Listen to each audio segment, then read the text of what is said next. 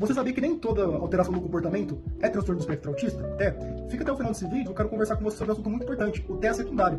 Pois bem, a criança tem sinais e sintomas do comportamento, tem alterações no espectro autista, mas tem uma outra doença por trás, muitas vezes neurológica, progressiva e genética. Eu acompanhei, por exemplo, uma criança que teve um diagnóstico inicial de autismo, mas que na verdade era uma adrenoleucodistrofia ligada ao X, uma doença genética rara. Nesse caso, a criança estava tendo alterações do comportamento, dificuldade escolar, que passou inicialmente com um profissional que teve o diagnóstico de transtorno do espectro autista de maneira incorreta, por causa que parou por lá.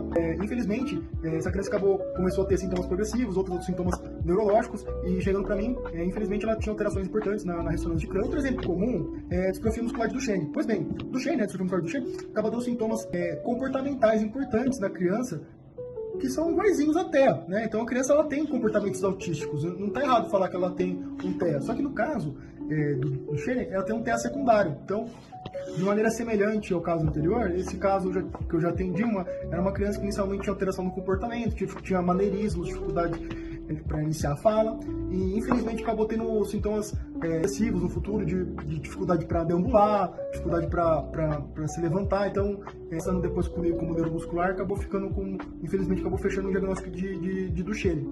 Então, assim, é importante a gente conversar, porque quando a pessoa tem o transtorno do espectro autista, a gente não pode parar por aí. Lógico, a criança tem que ser encaminhada para o reforço escolar, tem que ter terapia comportamental, tem que ter todo o cuidado multidisciplinar, geralmente envolve fono, psicólogo.